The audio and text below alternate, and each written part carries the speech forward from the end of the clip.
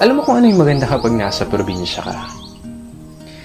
Yung parang sobrang layo mo sa problema. Yung manghuni ng ibon, sariwang hangin, na kahit sobrang bigat ng pakiramdam mo, kapag naranasan mo tong mga to, biglang mawawala na lang. Yung magandang tanawin, tapos yung palaya na ginawa niyong palaruan ng mga kaibigan mo.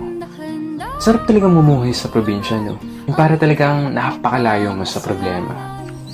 Yung parang napakalayo mo sa malupit na sistema ng mundo.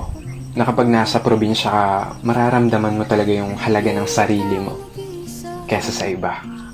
At mapapasabi ka na lang na there's no place like home or like probinsya.